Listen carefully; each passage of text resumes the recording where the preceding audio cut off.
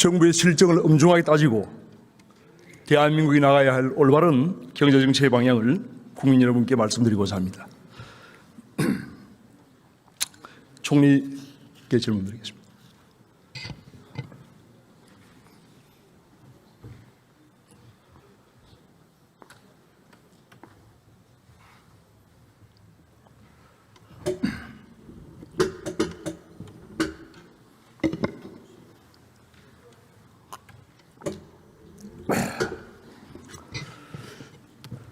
오랜만에 뵙습니다. 네.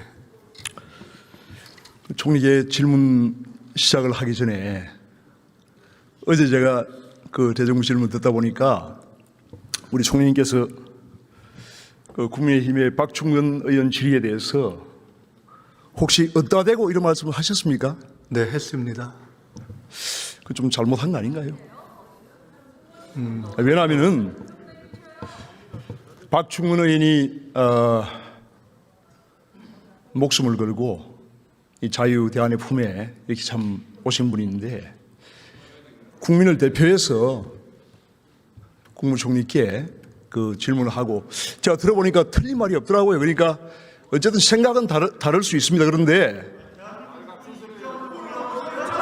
그 내용을 보세요. 아니 내용을 보시라고. 내용을 보시면은 의원님들 그냥 내용을 보시면은 그게 국군을 모욕을 하는 그런 발언이 전혀 아닙니다. 그러니까 여러 가지 우리 박충근 의원은 북한의 실정이나 그런 그 북한이 우리 대한민국을 가하는 여러 가지 안보 얘기에 대해서 잘 할 거 아닙니까? 그렇기 때문에 거기에 걱정을 하고 우리 대한민국이 안보를 튼튼히 해서 그런 문제가 없도록 하자는 그런 취지로 질문을 한 겁니다.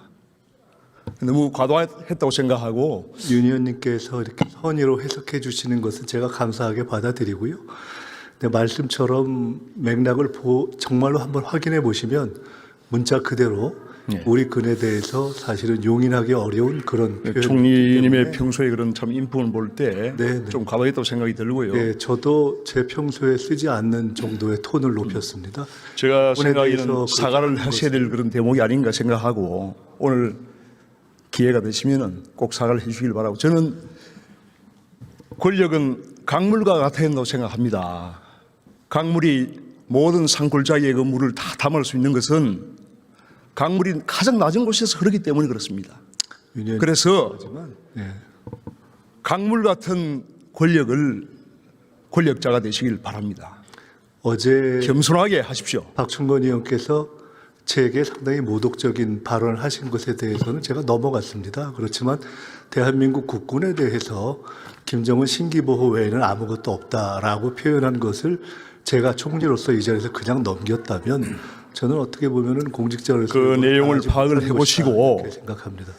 그 내용을 파악을 해보시고 제가 다 기억하고 박충근 의원의 그러한 진정성이 있다면은 사과를 하시기 바랍니다. 온 국민이 다 보셨기 때문에 박충건 의원께서 사과를 상당히 참 그 잘못됐다고 생각합니다. 저 개인에게 어떤 경우에도 대한민국 그 어떤 경우에도 향후에 국무총리나 국무위원들이 국민의 그 국회의원을 국민을 대표하는 국회의원을 모독하는 그런 일이 있어는 안 된다고 저는 생각합니다. 국회의원을 떠난 겁니다. 모독하는 것은 용인할 수 없다고 생각합니다. 자, 그런데 총리는 너무 그 저희 국회의원들이 말에 다 그 말꼬리를 잡고 사사건건 그렇게 다 이렇게 그걸 합니까? 제가 사사건건이 제가 그 말씀드리잖아요. 아니라는 건 잘 아실 거라고 좀 생각합니다. 포용의 그런 마음을 가지시고 겸손하게 좀 하십시오.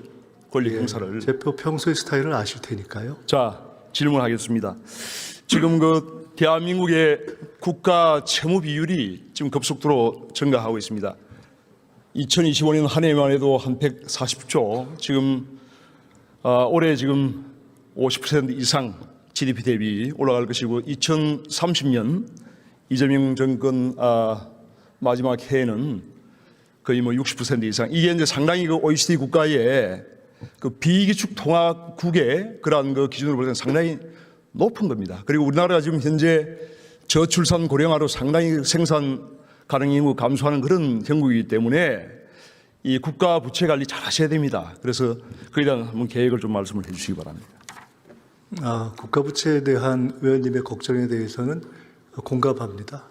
국가 부채가 늘어나는 것에 대해서 별일이 아니다 이렇게 생각하는 사람은 흔히 이야기하는 정치적 보수 진보 또 경제적으로 어떤 입장을 취하든 간에 없을 것이라고 생각합니다. 그렇지만 저희가 경제를 보는 데 있어서는 부채뿐만이 아니라 성장률을 포함한 여러 가지를 보는 것 아니겠습니까? 현 시점에서는 사실은 부채 이상 훨씬 더 우리가 주목해야 될 점은 성장률의 마이너스를 돌려놓는 일이라고 생각하고 그것에 저희는 역정을 기울이고 있고 다행히 현 시점에서는 부채가 비교적 다른 나라와 비교할 때 관리 가능한 수준에 있기 때문에 아직 상대적으로 과한 수준에까지 달하지는 않았다고 보기 때문에 성장률을 회복시키면서 걱정하시는 부채 문제를 관리해 가는 것이 현 시점에서는 적절한 정책이 아닌가 생각하고 있습니다. 우리나라가 잘 아신 대로 무역 중심의 그러한 국가입니다. 그래서 수출 주도형 경제 성장을 불가피하게 할 수밖에 없습니다. 그런데 지금 이제 무역 의존도가 한 75% 정도 되는데 최근에 그 대중국 그리고 중국과의 무역에 상당한 그 적자가 지금 발생을 하고 있어요.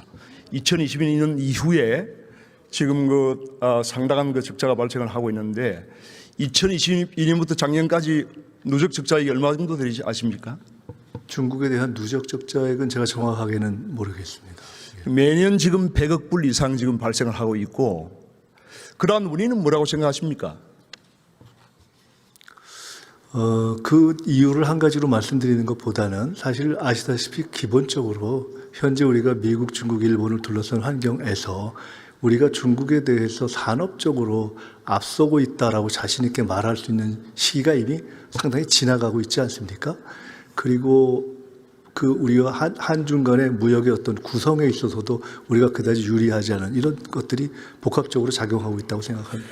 그런 여파로 지금 제조업체 수가 1년에 몇만 개씩 지금 사라지고 있습니다. 최근에 한 4, 5년 사이에 거의 한 10만 개 정도가 지금 사라지고 있는 상황인데 물론 중국 변수만은 아닙니다만은 이런 것을 눈여겨봐야 되고 그 반면에 이제 지금 미국에 대해서는 우리가 막대한 그 무역 흑자를 지금 거두고 있습니다. 연간 한 어느 정도 될 거라고 생각을 하십니까? 네, 지금 거의 우리가 미국이 이번에 한미 관세 협상 문제를 제기한 것도 FTA 체결 이후에 그간에 미국이 사실은 흔히 예상했던 것과는 달리 오히려 무역 적자를 계속 봐왔다는 미국의 판단이 작용하고 그것을 일종의 만회하려는 요구를 했을 만큼 우리가 미국에 대해서 무역 흑자를 상당 정도 지속적으로 가져온 것은 사실입니다. 네, 저는 총리께 잘 파악을 하고 계시다고 생각합니다. 그래서 미국에 대해서 우리가 지금 중국에는 매년 100억 불 이상의 지금 적자를 지고 있고 이것이 지금 고착화되고 장기화 지금 되고 있습니다. 그런데 반면에 미국에 대해서는 매년 400억 불 이상 이것이 굉장히 늘어나고 있습니다. 그러니까 중국의 대미 수출액은 지금 급감하고 있고 대한민국의 대미 수출액은 지금 급증하고 있습니다. 이러한 것이 여러 가지 어떤 미중 패권 경쟁의 그런 구도에서 우리가 반사적인 이익을 얻은 그런 부분도 있다는 것을 우리가 사실은 우리도 알아야 됩니다. 그렇기 때문에 그런 부분에서 미국이 지금 매년 세입은 5조 원, 세출이 지금 미국이 한 7조 원 됩니다. 그런 엄청난 그 재정 적자 속에서 미국이 관세 이런 압박을 한다는 부분도 일면 그러한 부분을 우리가 이해를 해야지만 이러한 문제를 풀 수 있다는 거죠. 그래서 그러한 부분에서 좀 인식을 저는 정확히 하고 계신다고 생각을 합니다. 최근에 1월 27일 날 미국 시간 1월 26일이죠. 트럼프 미국 대통령이 SNS에 관세 25% 인상을 하겠다 이렇게 이제 올렸는데 사실은 이게 이제 굉장히 제가 파악을 하기로는 지금 미국의 정치권, 백악관 또 조야에 상당한 이 한미 관계에 대한 불안들이 지금 상당히 저는 많이 느껴집니다. 솔직히. 그리고 지금 총리님을 비롯해서 현 이재명 정부의 외교 투톱인 위성락 안보실장이나 또 조현 외교부 장관도 지금 상당한 적신호가 있다. 삐걱거리고 있다는 그런 얘기를 많이 하고 미국 국무장관도 지금 위성락 안보실장 백악관에서 만나주지도 않았잖아요. 그러니까 그런 부분이 최근에 여한구 통상본부장도 결국은 못 만났습니다. 무역 대표를. 그래서 그런 부분은 상당히 어떤 걱정이 있는데 어떻게 지금 평가하고 계십니까? 한미 관계.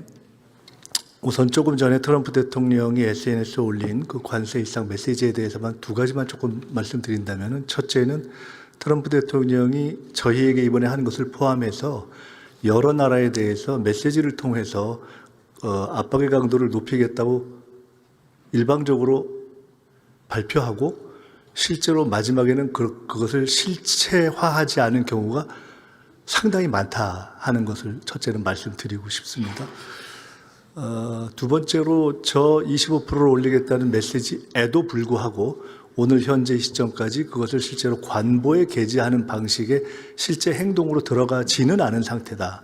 즉 저것은 압박인 것은 분명하고 또 저희로서는 부담되는 것도 분명하고 또 그렇다고 해서 저희가 뭘 잘못해서 생긴 일도 아니지만 저희들이 그것을 감수하면서 협상을 할 수밖에 없는 그런 운동장의 차이가 있는 것이죠.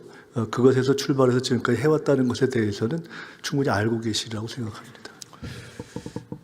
어제 제가 대정부 질문 답변을 들어보니까 이제 미국과의 관계에서 불신이 없다 이렇게 이제 말씀을 하시는데, 사실은 저는 상당한 지금 불신이 있다고 생각합니다. 그래서 작년 그 한미 정상회담 3시간 앞두고 미국 트럼프 대통령이 한국에 지금 숙청이 일어나고 있다 이런 그 표현까지 썼어요. 그리고 잘 아시겠지만은 그 뉴트 킹그리치 전 미 하원 의장 11선 공화당 의원이죠. 한국이 지금 친중 공산 독재로 들어가고 있다. 들어보셨죠? 자, 고든창 그 트럼프 미국 대통령의 핵심 그 측근이에요. 그런 사람들이 지금 이재명 대통령을 공산주의다, 친중 극렬한 반미주의자다 이런 말을 하고 있는데, 자, 좀 조용히 하세요. 이거 좀 시간 좀 아니 좀 들어보십시오. 좀 들어보세요. 아니 시간 좀 예. 자, 조용히 하시고 아니 실체를 토론을 계속 들으세요. 정확히 알아야 될 거 아닙니까? 실체를 알아야 될 거 아니에요? 자, 왜 길을 닫아 길을? 자, 조용히 하시고 좀 조용히 좀 해. 조용히 좀 하시오. 윤영석 의원님 그냥 질의 계속 하십시오. 그래서 이제 이런 것을 저도 사실은 그 미국 정치권 인사들의 이러한 발언이 저는 마음에 들지 않아요, 솔직히. 그런데 왜 이런 걸 방치하나 이겁니다. 현 정부가. 그 지난번 1월달에 갔을 때 한번 이런 분들 만나서 설득해 본 적이 있습니까? 조금 전에 의원님께서 이 의석에서 문제 제기하시는 의원님들을 향해서 실태를 정확하게 알아야 된다라고 말씀하신 것에 대해서 굉장히 공감합니다.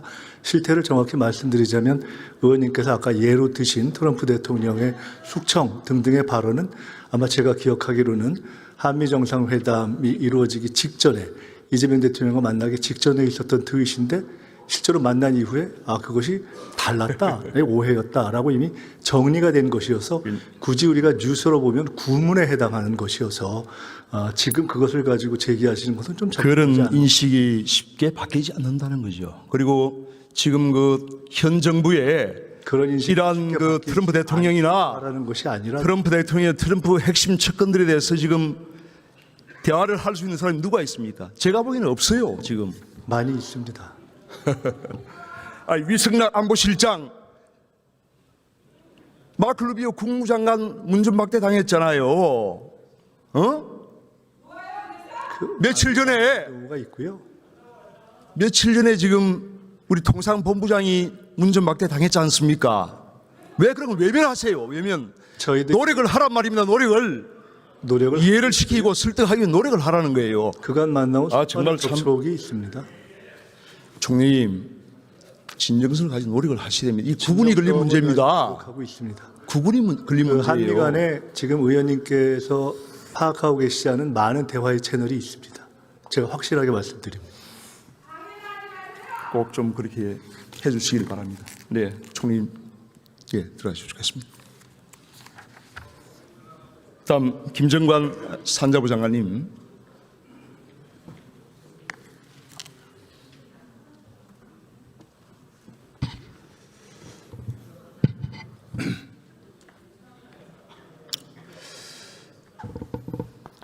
수고 많습니다. 얼마 전에 며칠 전에 보니까 특별법이 국회 3월 달에 통과되면은 관세 인상 없을 것이다 이렇게 이제 말씀하셨는데 어떤 근거로 그렇게 말씀하십니까?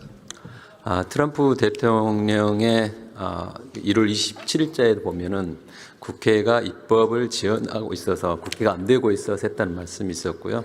조금 전에 제가 그 이후에 제 카운터파트인 미국 러트닉 상무부 장관하고 만나고 왔었습니다. 지금도 계속 대화 중에 있고요. 그 상무부 장관도 한국에서 입법이 되면은 좋겠다. 입법이 되면은 관세가 다시 정상화될 수 있는 길이 있다. 그런 이야기를 대화를 해본 적이 있습니다. 그런데 조현 외교부 장관은 그 비관세 장벽에 관한 협상이 지금 안 되면은 특별법이 되더라도 안 될 수 있다 이런 발언을 했지 않습니까? 그거하고 어떻게 지금 상치가 되는데 어떻게 해석을 하십니까?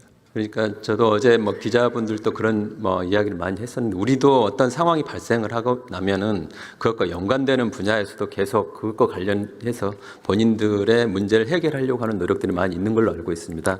물론 비관세 장벽 관련해서 한미 간의 여러 가지 이슈는 있긴 하지만 그건 그 트랙을 통해서 관리 가능하다고 저희는 생각하고 있습니다.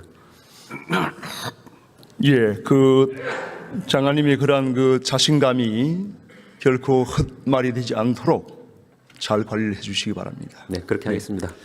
최경무 장관님, 네, 발언 내려놓으십시오.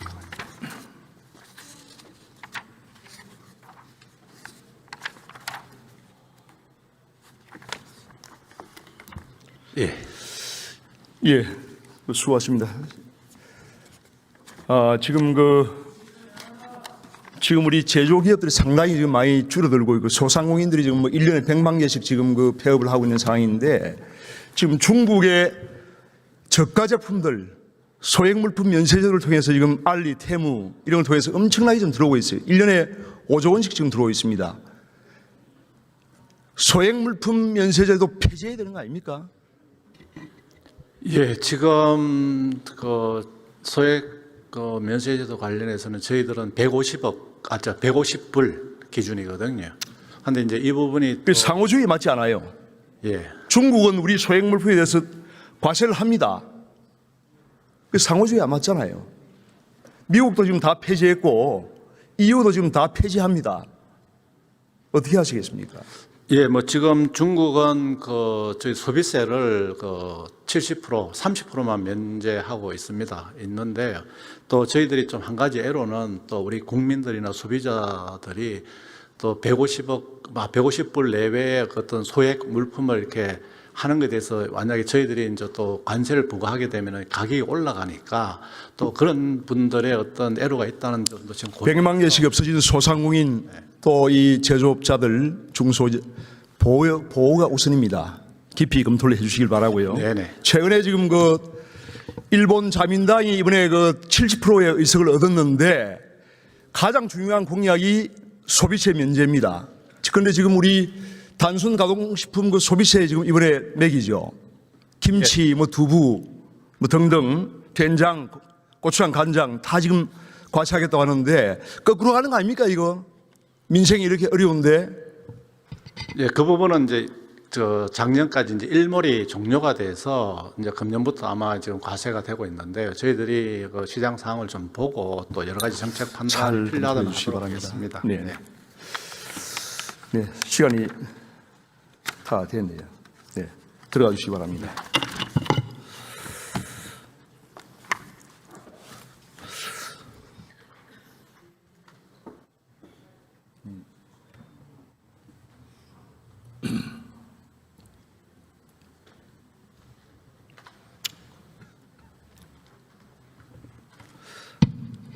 존경하는 국민 여러분, 지금 우리 앞에는 국운을 건 여러 가지 중대한 과제들이 많이 있습니다.